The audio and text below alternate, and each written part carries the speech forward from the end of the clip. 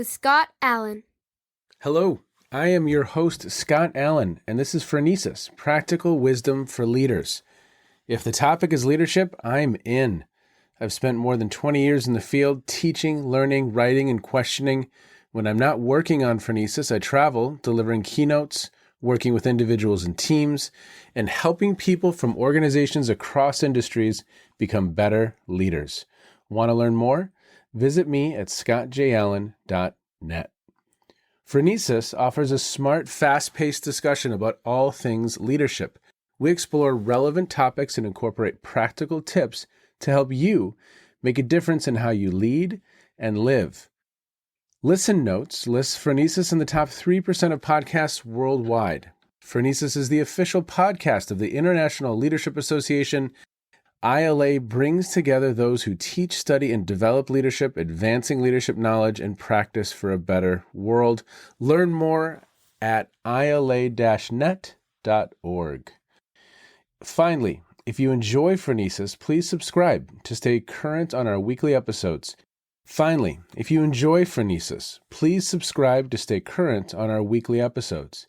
If you find an episode that resonates, please share it with your colleagues and friends. And if you want more content, subscribe to my newsletter, The Leader's Edge. The link is in the show notes. As always, thanks for listening. And now, here's today's show.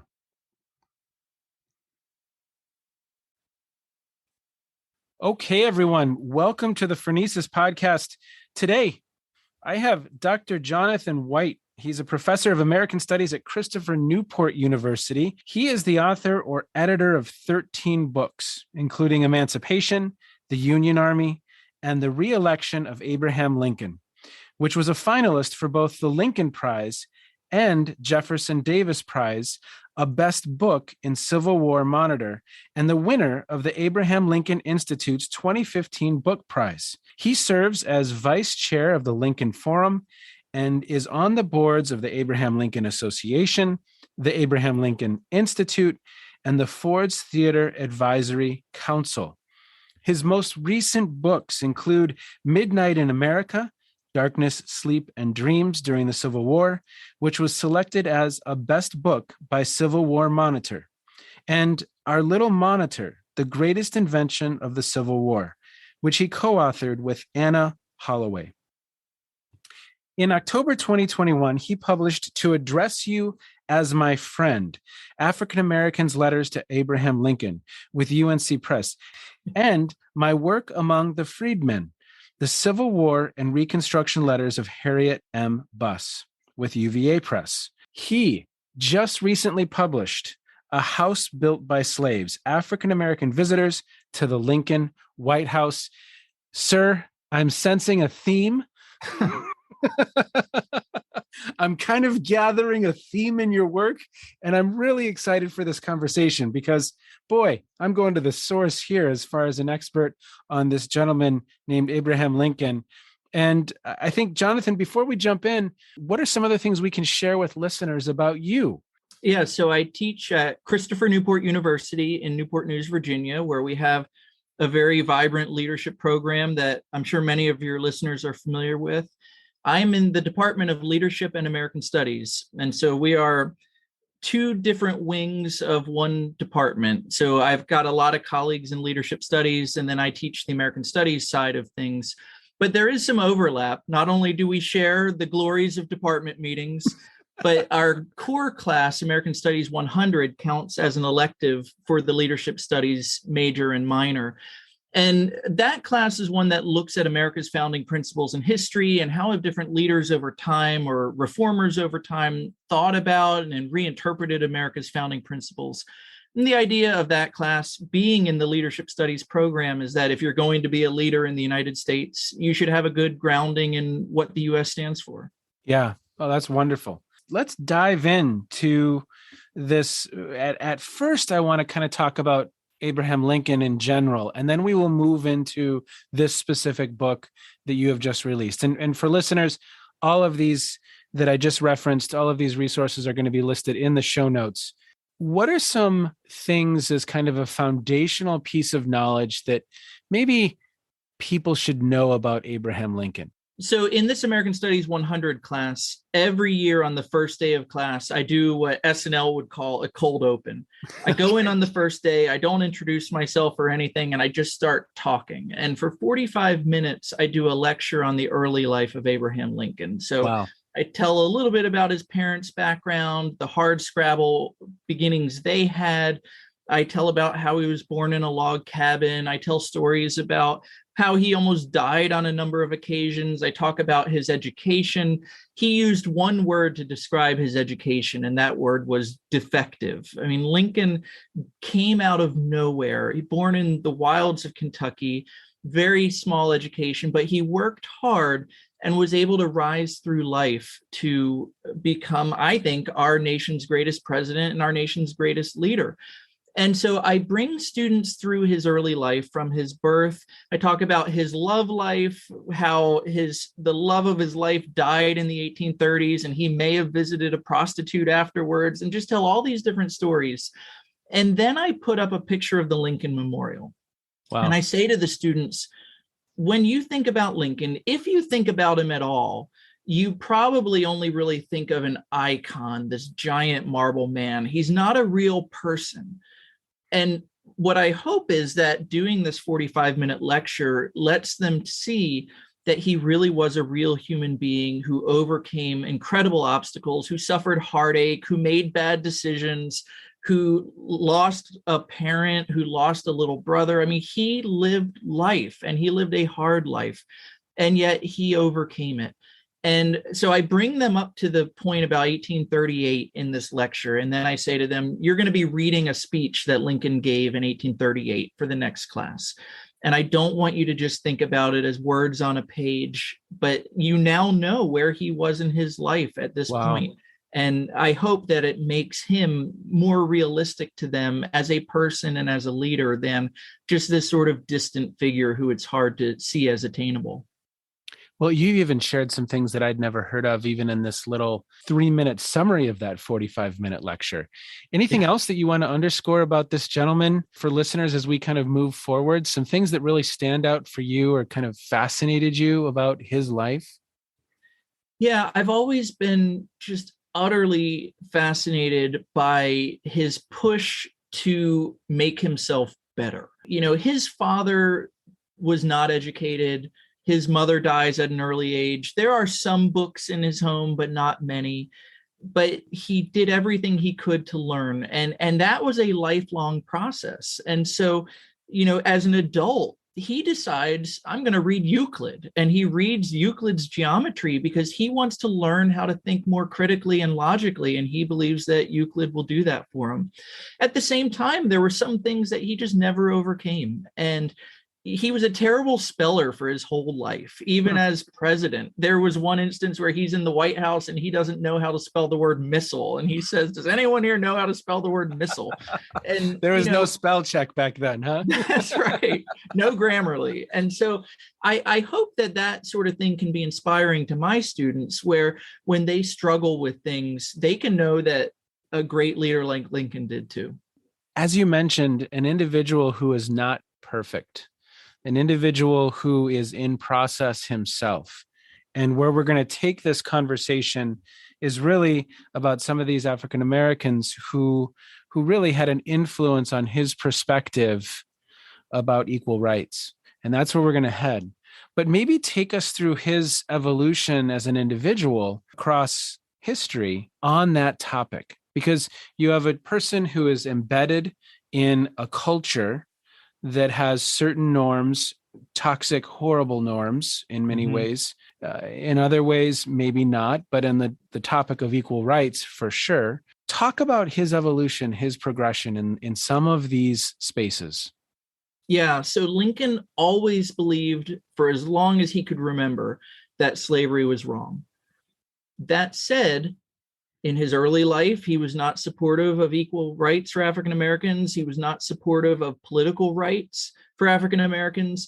In the 1830s and 40s, he made public statements opposing Black voting rights.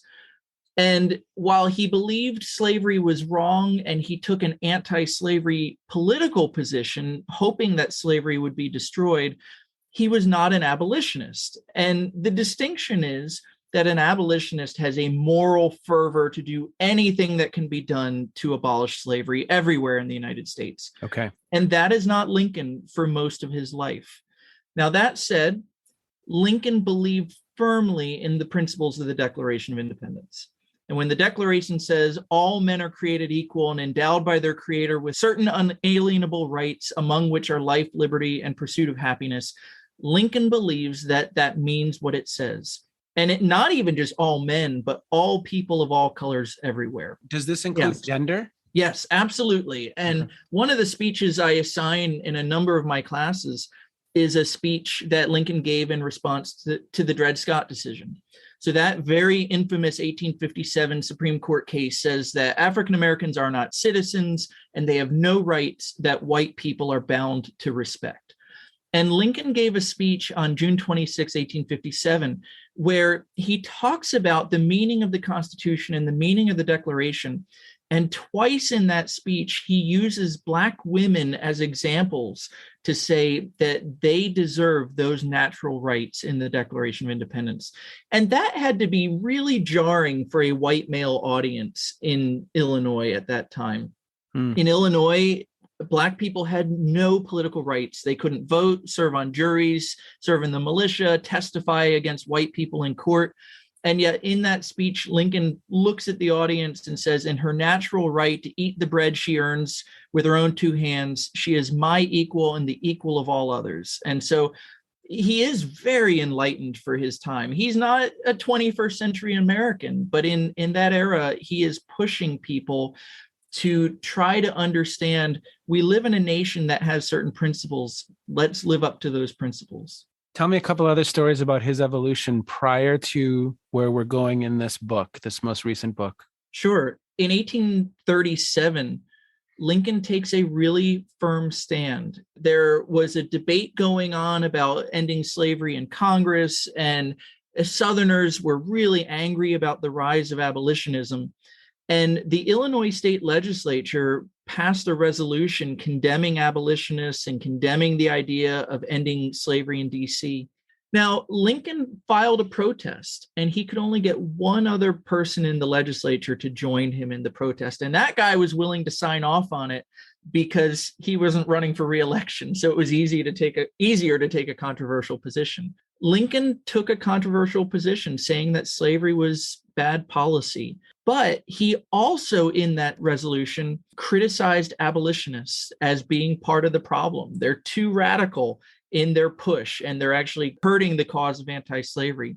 That will be Lincoln's position until the Civil War. And he actually wrote a little campaign document in 1860 where he said, my position is the same now as it was in 1837 when I filed that protest. But the war is going to change Lincoln's views and cause him to, he's going to keep taking an anti-slavery position, but he's going to make it a stronger position. And he's going to, with power now, fight directly against slavery in ways that in earlier years, I don't think he would have thought he could have. And you said something, now he's got some formal authority. Let's talk a little bit about the most recent book, A House Built by Slaves, African-American Visitors to the Lincoln White House. And you actually took the title of this from a speech given by Mrs. Obama. Yes. At the 2016 DNC, in her speech, she had a short excerpt where she talked about the evolution of race relations in American society. And she talked about slavery to civil rights. And then at the end of that narrative, she said, so that every morning I wake up in a house that was built by slaves. And I thought that was such a powerful description of the racial transformation that had taken place from the origins of the White House in the late 1790s and early 1800s, when it is being built in part by enslaved hands, to the 21st century when President Obama and Mrs. Obama are occupying a house that had been built by slaves. But one of the things that's often forgotten is that there are other moments of racial transformation. So in this book, I uncover how there is a brief period between 1862 and 65 during the Lincoln presidency when the kind of racial transformation First Lady Obama was talking about is also taking place in a really remarkable way. Unfortunately, and we could talk about this, unfortunately, that transformation is going to be short-lived, but it is a really important moment during the Lincoln presidency. Let's talk about that. Go for it.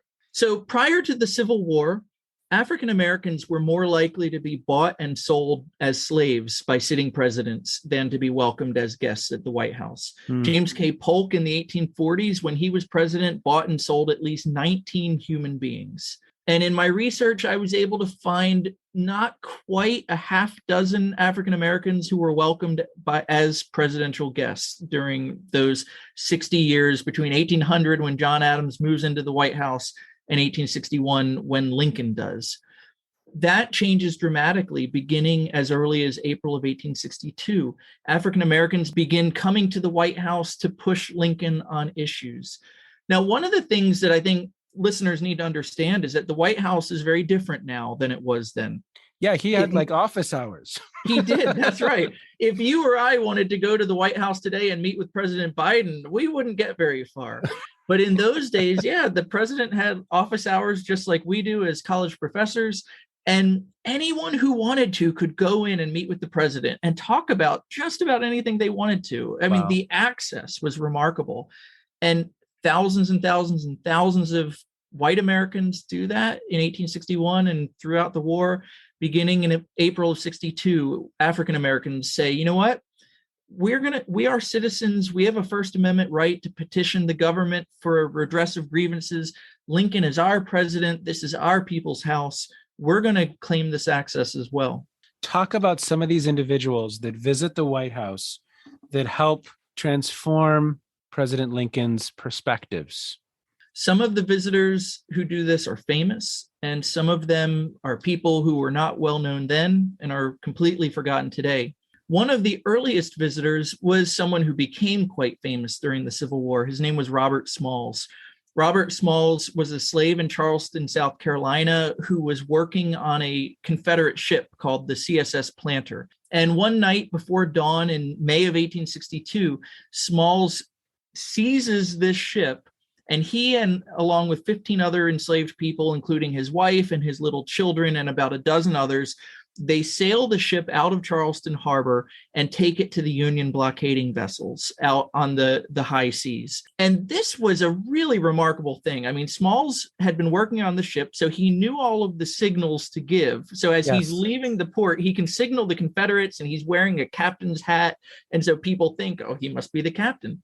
So he makes it through the Confederate guards and then makes it out to the Union blockaders. And even there was great danger, because if they saw a Confederate ship coming, they might have fired on it. Yes. But he acted with bravery, leads his family and friends to freedom. And because of this, he becomes a hero in the North.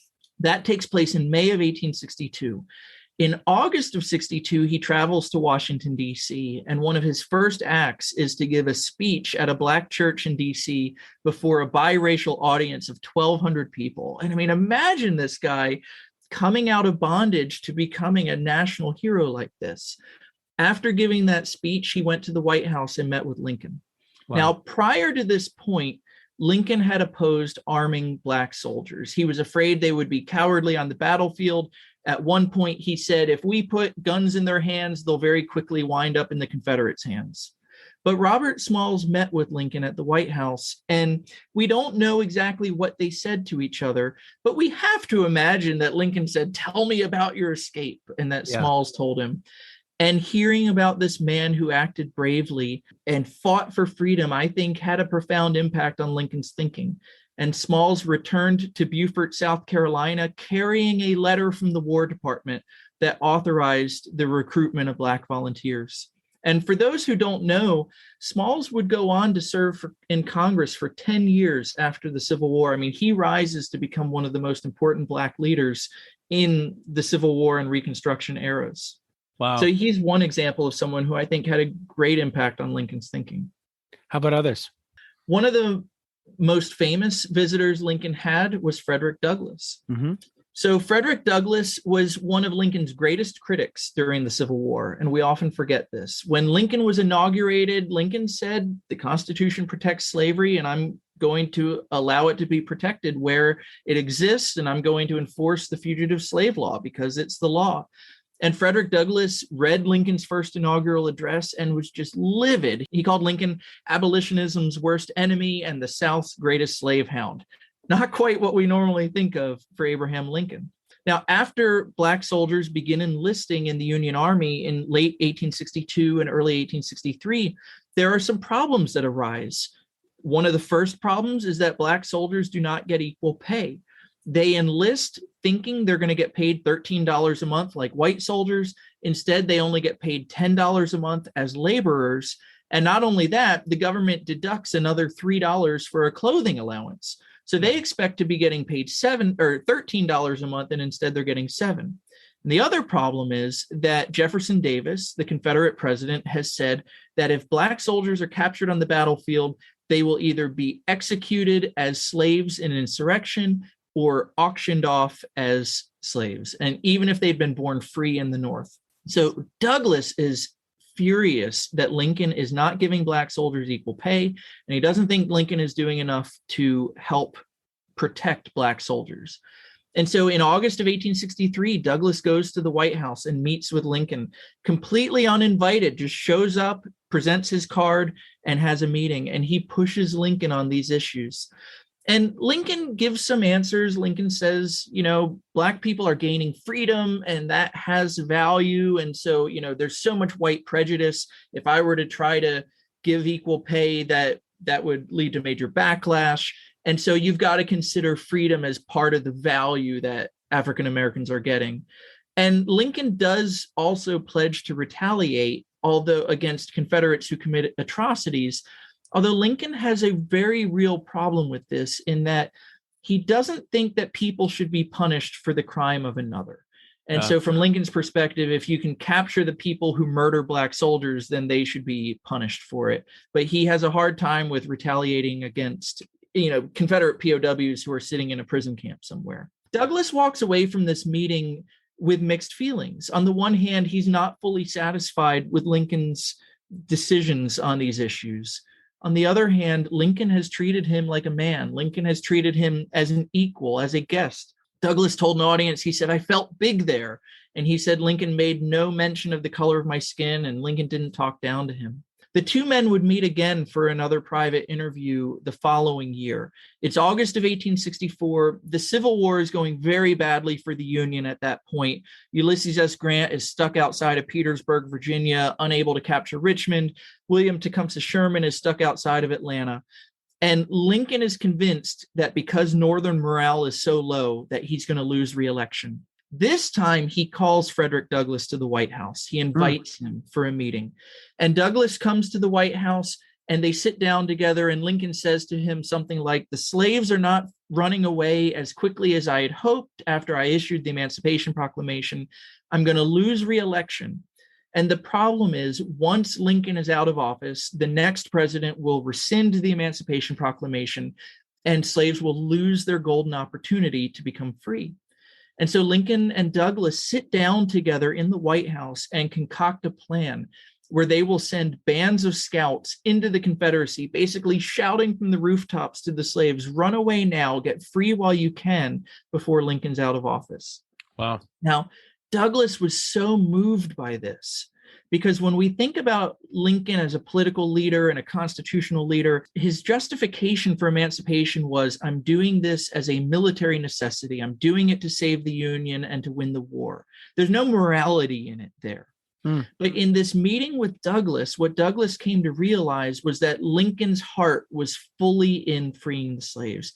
Freeing the slaves in this way before Lincoln is out of office has nothing to do with military necessity, nothing to do with winning the war, everything to do with spreading freedom. And Douglass has his view of Lincoln transformed by this meeting. He said that he saw that Lincoln had a greater passion for freeing the slaves in this moment than he had ever seen before. And Douglass, for the rest of his life, would have an incredible love and admiration for Lincoln. Talk a little bit about Lincoln's lack of evolution on some topics. Were there any instances where he never quite came around, quote unquote, on any issues that stand out for you? Lincoln again, is a man of his times. And Yeah. so there are a lot of issues today that we would say he never caught up to us. But at the same time, we couldn't expect him to. On some of the issues, he was maybe slower than we'd wish, but he certainly over time came to take positions that I think most of us would be glad that he took. And so one of them that I would think of is voting rights for African Americans. So one of the things we often don't realize today is that Black men could vote in a majority of the states at the very beginning of our national history. Between 1776 and 1787, most restrictions on voting rights have to do with how much property you own. And most states in that very early period did not have restrictions on account of race. And so Black men vote in most states very early in our national history. Wow. That right to vote is taken away in Jacksonian America in the 1820s and 30s. By the time you get to the Civil War, very few states allow Black men to vote. And I mentioned earlier that Lincoln very publicly in the 1830s and 40s had opposed Black suffrage. Well, in the spring of 1864, 3 different delegations of Black Southerners come to the White House and they push Lincoln to vote or to support Black suffrage, Black voting rights. And in each of these meetings, Lincoln expresses sympathy and says you should have the right to vote. But he says, look, the right to vote is controlled by the states. I, as president, don't have any power over this. In one of the meetings, the 2 delegates who came to meet with Lincoln were very wealthy elite Creoles. They are light-skinned African Americans. They have African, French, Spanish heritage. And they come to the White House and they meet with Lincoln in March of 1864. And they present a petition that's been signed by 1,000 people in New Orleans. And the argument they make is, we are wealthy, we are educated, we pay taxes, we should have the right to vote. And Lincoln sits down with these 2 men and they talk about their petition.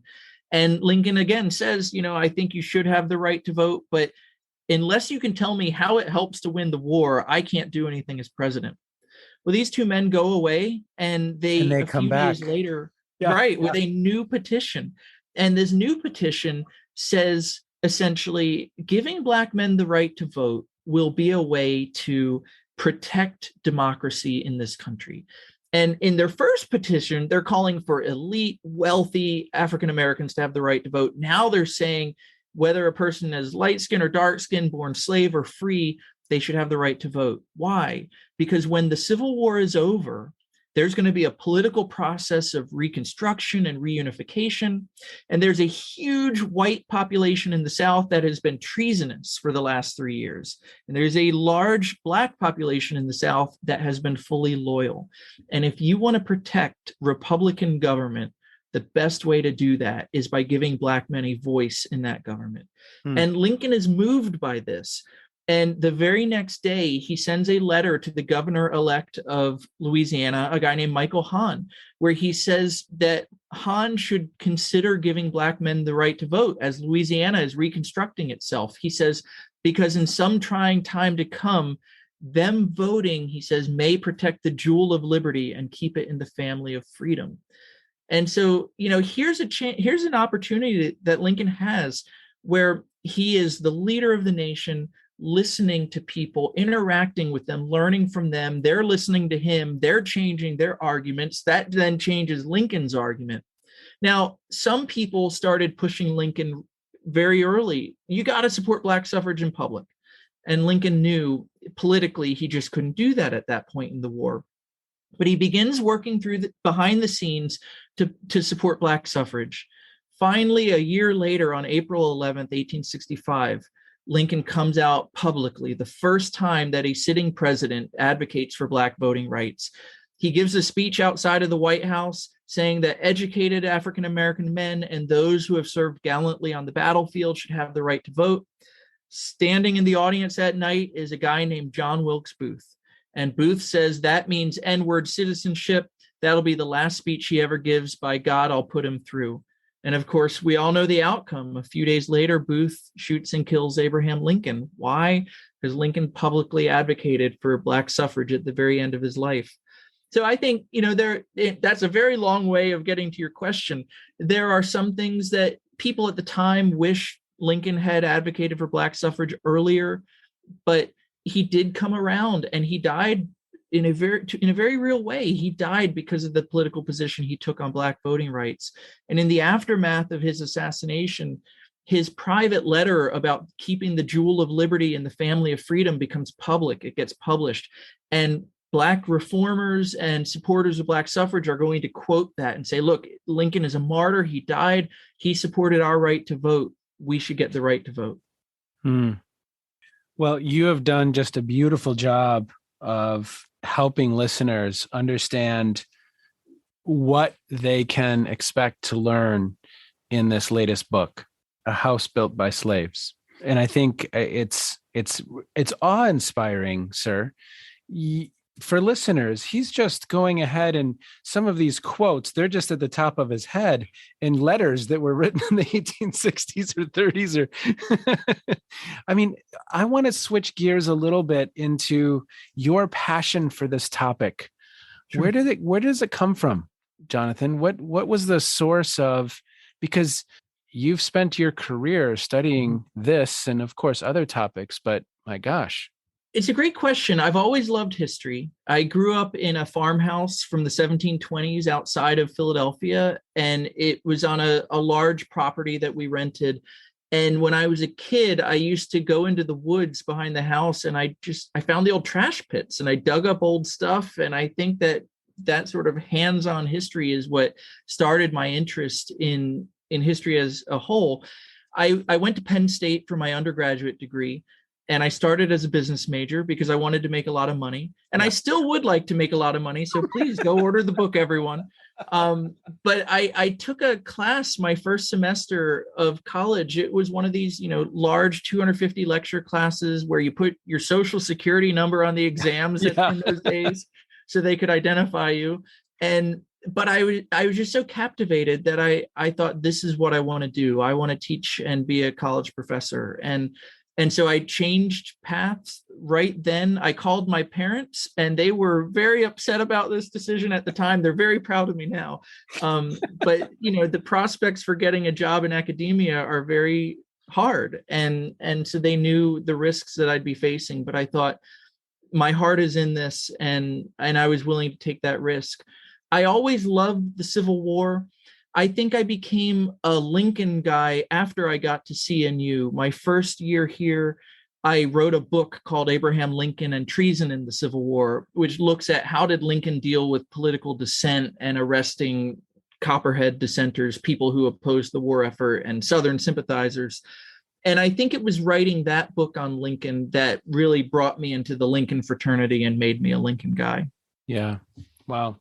Well, as we close down and wind down for today, Jonathan, can you share one or two things that have caught your eye in recent months? Maybe something you've been listening to, maybe something you've been reading, watching. It may have something to do with what we've discussed today. It may not. But what's caught your attention in recent months?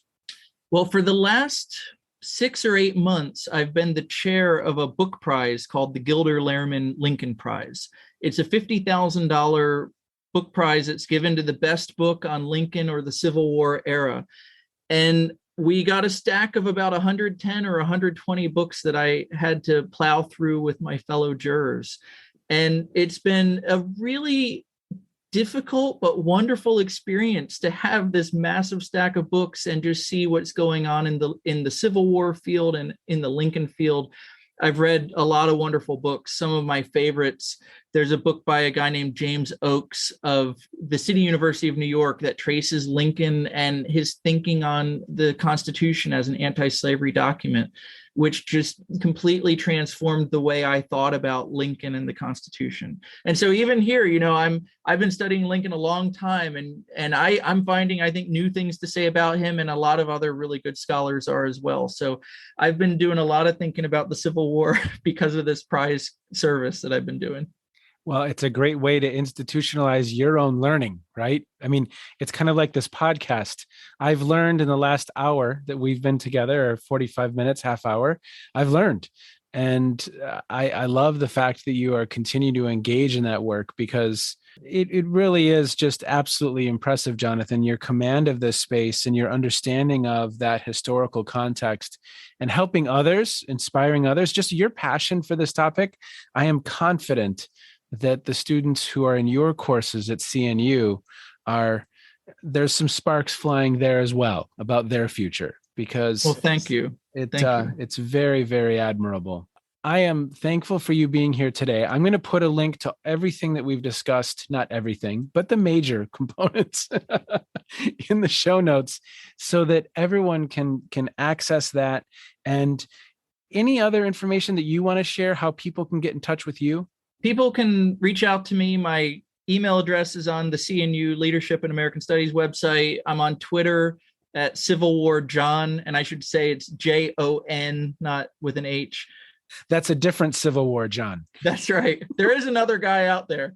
I don't know who he is, though. And then I have a website, jonathanwhite.org, if people are interested to see more about my research or the lectures I've given in public or the books I've written.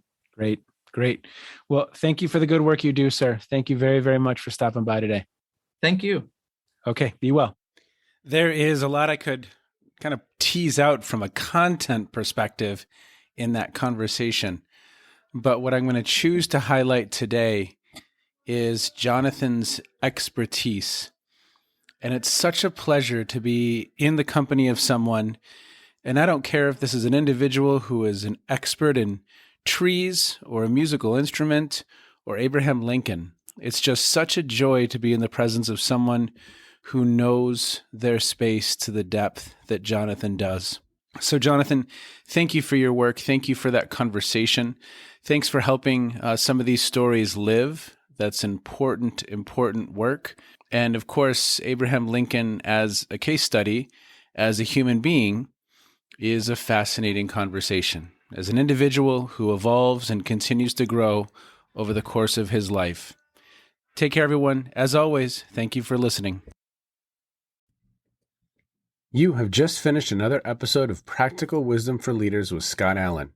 To contact me, visit scottjallen.net or send me a note at scott@scottjallen.net. I'm also on LinkedIn, so let's connect.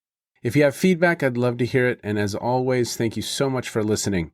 And now here's my daughter, Emily, with the outro.